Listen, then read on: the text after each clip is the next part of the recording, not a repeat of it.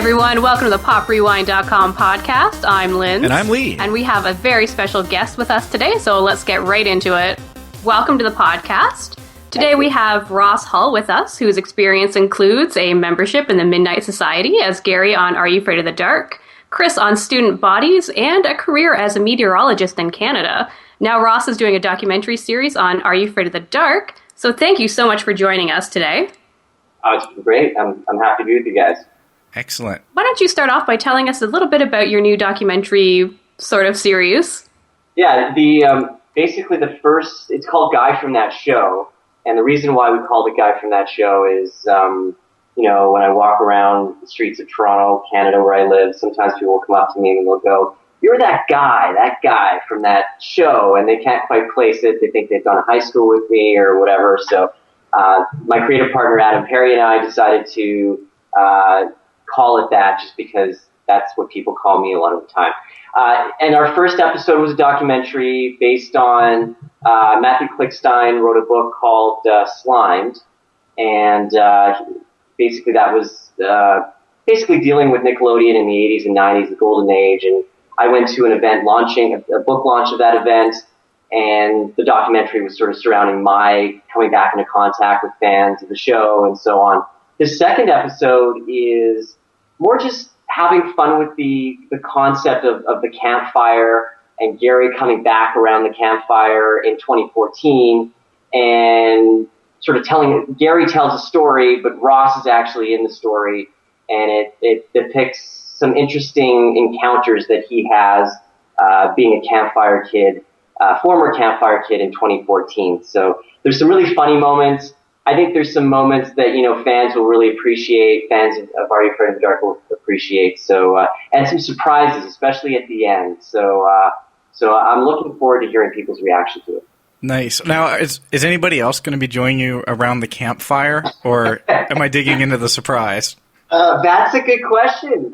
That's part of the surprise. So, we'll have to see who ends up joining me around the campfire at the end and their reaction to the story. Excellent.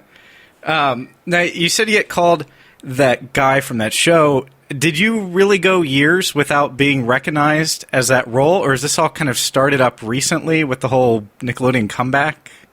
Yeah, I mean, I did start a second career in weather. I'm a meteorologist as well. But throughout the last, since these shows have been on and so on, I still get recognized. Student Bodies was a lot more popular here in Canada. I don't know if you guys even have seen Student Bodies or not. It was more popular in Canada than it was in the U.S. But Are You Afraid of the Dark in both countries was, I think by far the show that I get recognized, for the most. And no, it's just a matter of me. I guess I was busy with my meteorological career. Yes, I said that. And it just felt like the right time. And I guess Matthew's book did sort of bring it to the forefront and go, you know what? There's a lot of 90s nostalgia going on right now. A lot of people ask me, like, is Are You Afraid of the Dark coming back and that sort of thing. And that's not what I'm trying to do. I mean, I'm not trying to bring the actual show as it was back. I'm just trying to, reach out to those fans and have some fun with the concept and sort of bring it to 2014 in terms of where I am as well. So hopefully people, and the hope was that people would connect with that and enjoy it. Right. Yeah, it's definitely a different, an interesting approach that you're going to it kind of tongue-in-cheek, especially in the second episode here. It's clear you're kind of in on, what the project is.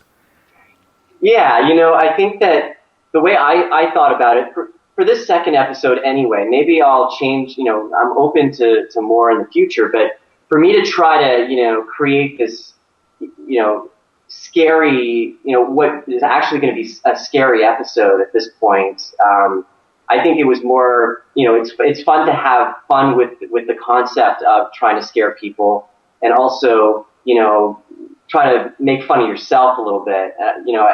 I'm comfortable doing that, so hopefully people can laugh along with me or laugh at me, whatever it is. Now, do you have a set amount of episodes that you're hoping to shoot, or? Well, I have another job as a meteorologist at a TV station here, and my partner, my creative partner, has a full-time job as well. So we've been doing this sort of. It's not our main job, so it's a lot of work. The second episode, we really started working on it a year ago, because there were certain things that you guys saw a bit of the campfire scene, but those types of situations are not easy to recreate. So it's taken a while for us to, and we also had to get actors. I know I mentioned I used a lot of my family, but we couldn't use my family for every scene. So we had to get some actors involved and so on. So anyway, we hope to do more. I guess part of it is we also want to see how people react to this second one. And also we're open to ideas. Maybe venture into something a little scarier next time, or really scary. But not that this one isn't scary. I don't want people to think that it's not, because I think there are some scary bits. But we'll see. I'm open to it for sure for more ideas on future episodes. Okay. Now, have you? Are the people you've stayed in touch with from the show, are they aware of what you're doing? Like, have you talked to DJ McHale about it, or? Yeah, I've talked to him a little bit about it. I still chat with him on Facebook. I haven't really, Daniel DeSanto, I talked to maybe a couple years ago. We haven't really talked about the project itself. I know he sort of, I think he's aware of it, because I think he mentioned something on Twitter about it. So, but yeah, I talked to Rain Perry Cool, who played Betty Ann in the show, in the original series, the first 65, and who else? That's pretty much it. Okay. So, yeah, I'll be interested to see if any of them actually, mention anything on social media or anything after they've seen it. Well, you can always tag them in it on Twitter and see if they RT you, right? Yes. True. Excellent. So, Lindsay had a question when we were talking about this, and we were wondering if there's that part in your first episode where nobody's recognizing you on the street. Was there anybody that did recognize you, and you just didn't end up using that? No, actually. You see, someone asked, so basically, I'm gonna blow this whole thing up, but we didn't shoot that documentary in sequence, of course. We actually went to the event first. And then we shot those other scenes because we had a second day in New York. We had to rush to get to the event first. So, but we had the whole thing sort of thought out. But no one did. So, and I think that worked for what we wanted to do. But I guess what I wanted to say is that, we went to this event and there were hundreds of people that, I honestly didn't know if people would recognize me, but they did. And then we go to that event, and then I walk out on the streets of New York the next day, and yeah, no one really knew what. But I guess you have to take into account as well. If you're in New York, you're just approaching people. People are going to have a wall up, and maybe they won't be. I think for the most part, though, people were pretty nice about me approaching them. So. Well, we both thought it was really cool that you stayed to the end of the event and signed everything for everyone, even got in trouble for signing things for everyone. It's not something you had to do, but you went ahead and did it, and we just thought that was really awesome. Yeah, I traveled there to do this, and I like I say in the documentary, what is it for me to spend an extra 20, 30 minutes? People have traveled a long way to be there. And yeah, the way I approach it is, as long as people are polite and respectful about the whole process, then I have no issues with that. And yeah, it actually was touching to really, I'd interacted with people before, who'd recognize me. They go, "Hey, you're Chris Christian Bodies, or you're Gary from Are You Afraid of the Dark?" And I shake hands with them. And, sort of that's it, right? When you're sort of interacting with someone on the street. But these people really, there was a lot going on there that they wanted to share. And I guess it really brought it to reality of how much that, Are You Afraid of the Dark and these Nickelodeon shows really touch people's childhoods, and maybe it really reminded me of how it did. Maybe I wasn't as aware of it before that event. Why do you think there's this sudden surge of Nickelodeon nostalgia? Is it the book, or is there something else going on? I think there's something else. I mean, I think the book was a part of it. I think the book came out at the right time, and I think it touches on some of the important issues. I think that as we move into, at this point in television, I think television's changed a lot. And I mean, there's some great TV out there right now, but I think people are realizing how special that period was in TV and for Nickelodeon, and what Nickelodeon was as well at that point. And I guess how different these shows were than what you find today. And I think it comes down to as well, how these shows spoke to kids and how it was at their level and speaking to them. And, a lot of other shows, today even don't do that. So, and the things you could get away with back then that you couldn't necessarily get away with today. We watched that Crimson Clown episode recently, and I'm like, that one's just full-on torture to that kid.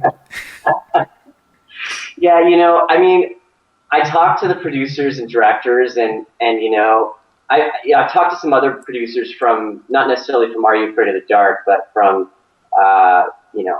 from shows that were producing back in the 90s, and the notes, they basically, networks would let them do what they wanted to do. There was a different time. I mean, not anything, but there wasn't as many ties, as many strings. And today it's like, it's very different in that process. So I guess shows like Are You Afraid of the Dark were the results. Do you think there'll be any kind of shift back to that style of television as people who grew up on the show are now in these producer jobs and can be the ones passing the notes?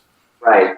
Well, I mean, I think that's possible. I think that, it's all going to depend on the identity that TV takes. I mean, it's a changing medium. I mean, is it really television anymore? I mean, with streaming services and all that stuff. So I think that with the advent of that, I think the positive from that is that you're going to have these niche opportunities to get content that you really want and to reach out to people that want that content. But I guess on the flip side of that is the fact that we're going to maybe lose a bit of that community feeling that we had back in the 90s, where you felt like, Saturday night, SNCC, everyone was kind of, or people, in your age range were watching the same thing. And I think there's a great feeling to that. I think people love that feeling. So yeah, it'll be interesting to see what happens looking ahead. Definitely. Yeah, there were, like 10 of us that would get together every Saturday night and watch the show. And you're right, it definitely was a community thing versus just sitting by yourself at home watching on YouTube. Right. Or binge watching or, that stuff. People are binge watching Are You Afraid of the Dark on Amazon Prime right now. I hear they are doing that, yes. Have you gone back and done that?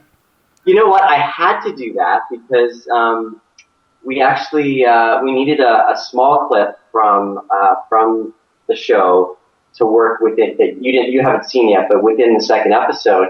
And yeah, it was my job because my creative partner was busy doing other stuff. I had to kind of screen the first. I guess I watched almost the entire 65. Oh wow! First, so yeah, it was interesting going back and doing that for sure.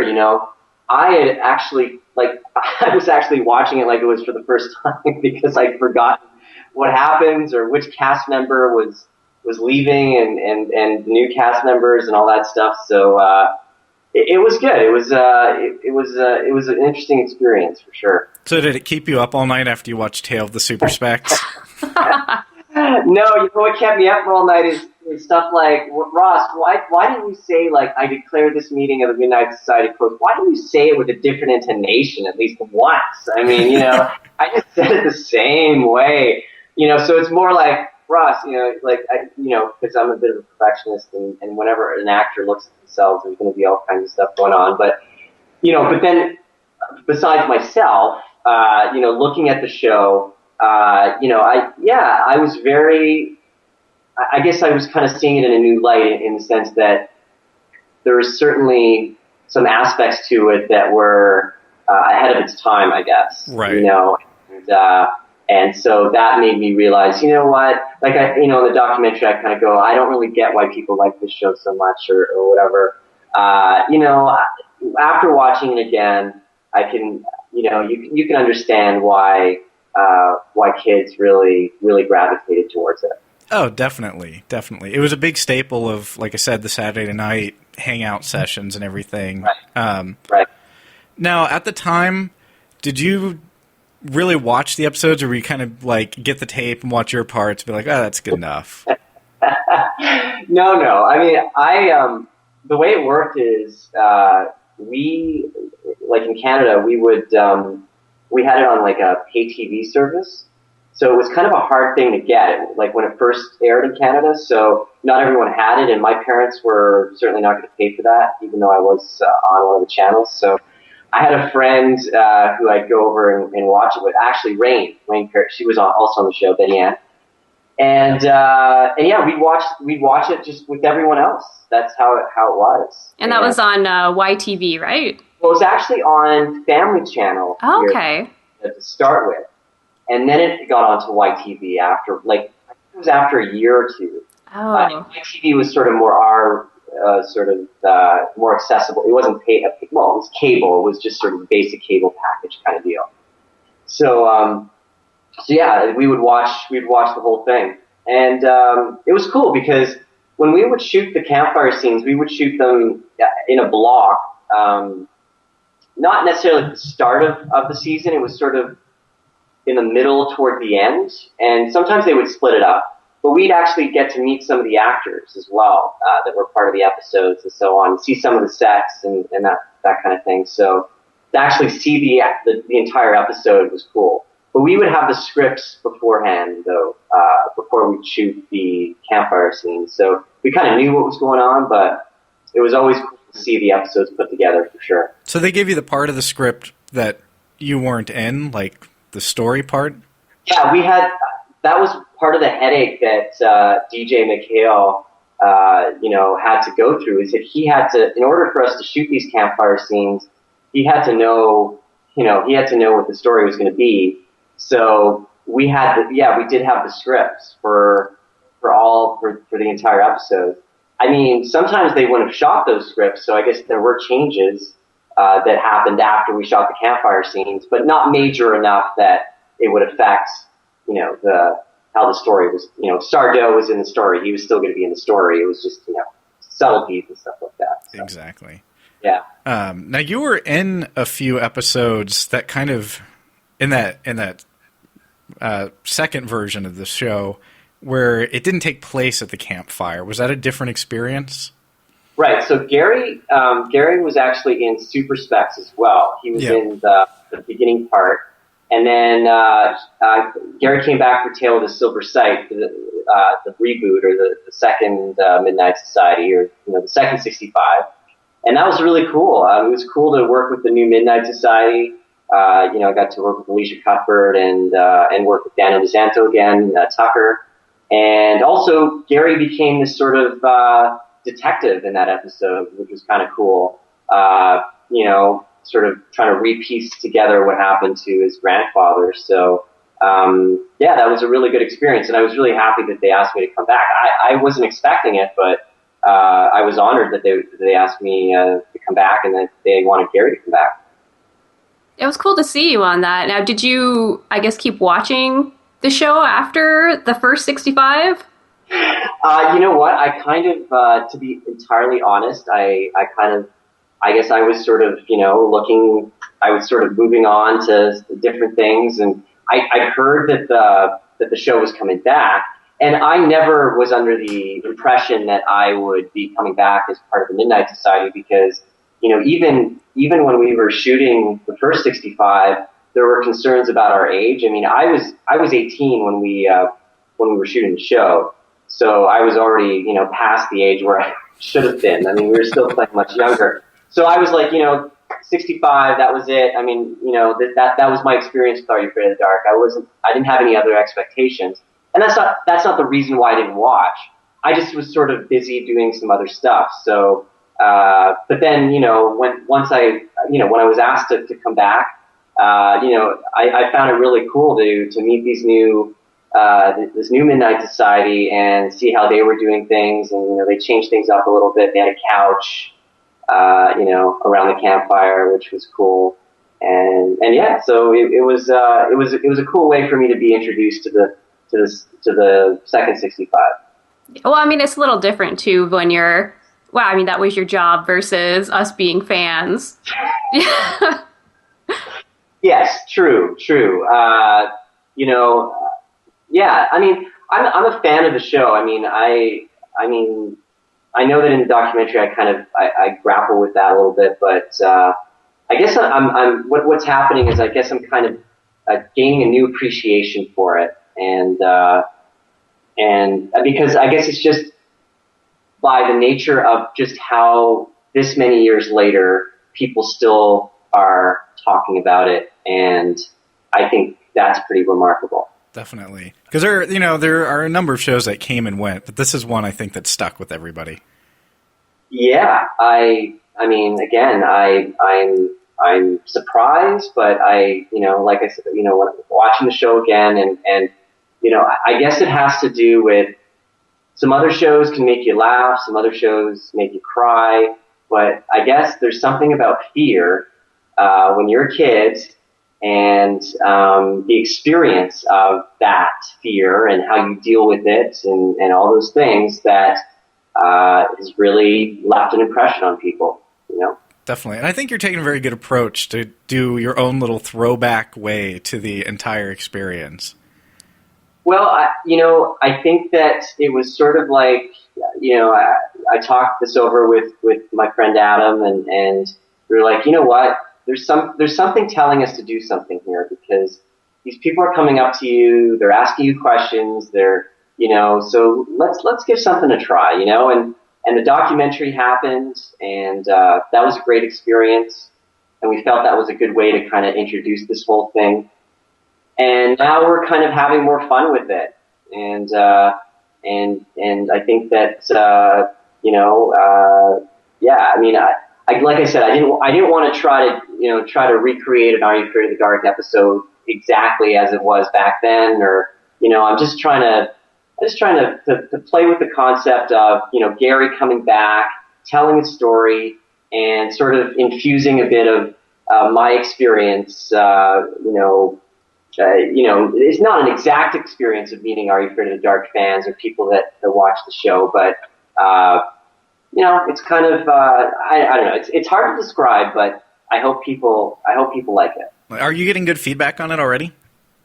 Yeah, I mean, it's one of those things where you work on something long enough, you watch it so many times, and you try to get it just right, and you show it to some people, and they think it's funny, but you have to let it out there to really see how people are going to react, and yeah, I think it's going to be, I think it's funny, and I hope people do think it's funny too, and it makes light on, I make fun of myself in it, and just the whole experience of being recognized and people's memories of Are You Afraid of the Dark, and even Student Bodies. There's a bit of Student Bodies. There's a couple references to that in there too. So, do you have the cartoon transitions in there?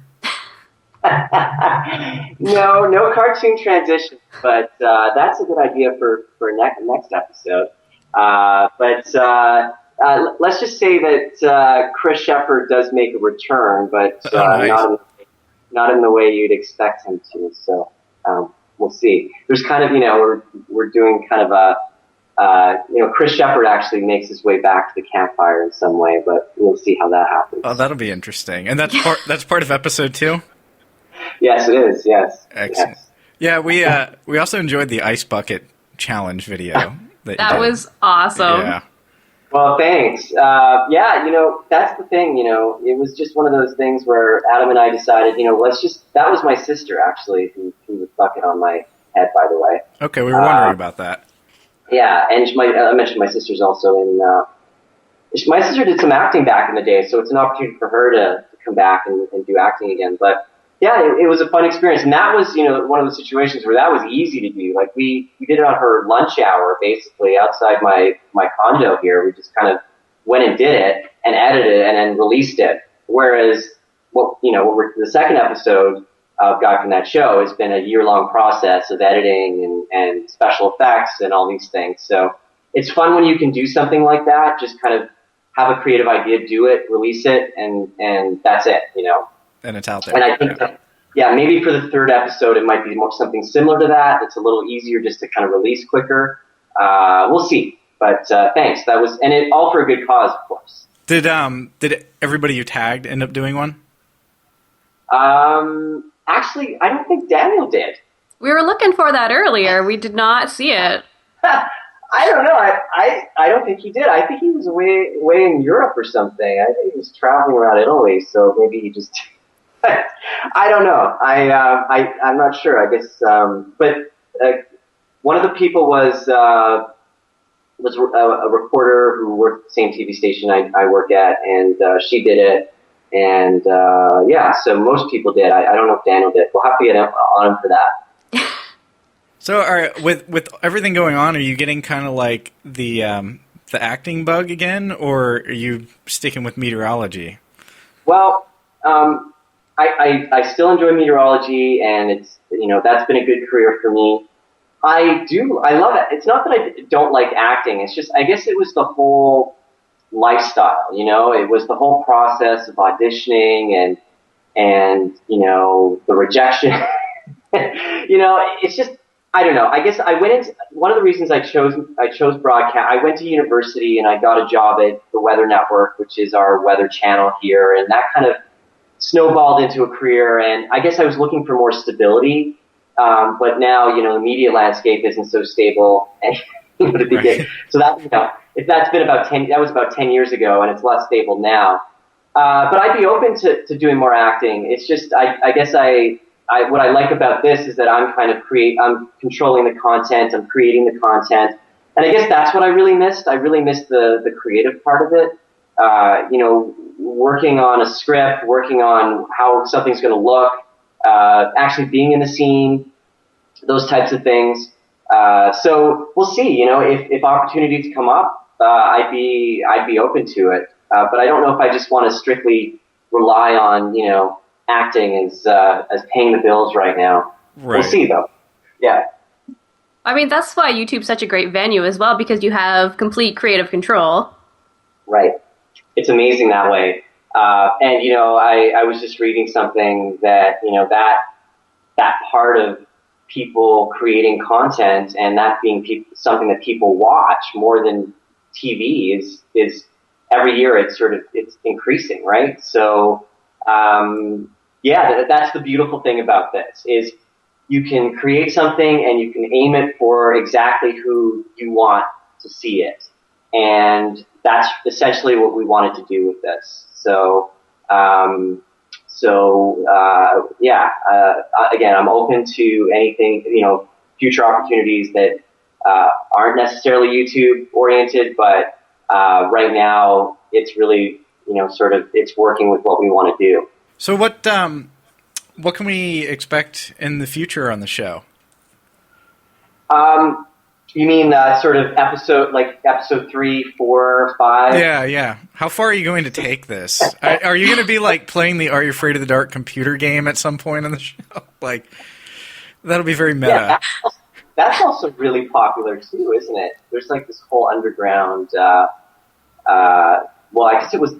Yeah, there was a game, right? I don't even know. Yeah, PC game. Right. We pulled up some video of it, and like the Midnight Society is talking to the player like, you've just joined us, tell your story. Yes. I remember shooting that. We shot that in Florida, actually, at the Nickelodeon studios in Florida.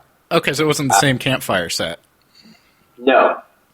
We did. We took a promotional tour to Florida, I think, to do that. And I guess that was probably a little ahead of its time, actually, in terms of. Anyway, yeah, that was that. I've never seen. Actually, I don't think I've ever seen that game, to be honest. It's somebody did a whole playthrough of it on YouTube. If you ever just need to see how it works, maybe that's an idea. Maybe that's an idea for our next episode. I don't know where it's going to go next. I think the key is always trying to push the envelope and try to be fresh and try to be creative and we'll see what happens. I'm really kind of just, it's one of those things where with the documentary we went, we're going to do this. And the second episode we knew what we wanted to do. We don't quite know what we want next, but once it's there, we'll know for sure. And like I said, I'm open to the suggestions as well. So anyone out there via social media can certainly put their input. Excellent. In. Yeah. Well, we're looking forward to it. Well, thank you. Thank you for talking to me about it and for supporting it. And it's great to talk to people who are fans of the show and love the show and love the character but also are open to this new journey as well. Well, it's been very entertaining, and I was surprised to come across it. I've really been enjoying it. Oh, good. Well, thank you, and I hope you enjoy the second episode as well. So far, so good. Yeah. When the title card came up, I lost it. I'm like, wow, that's spot on.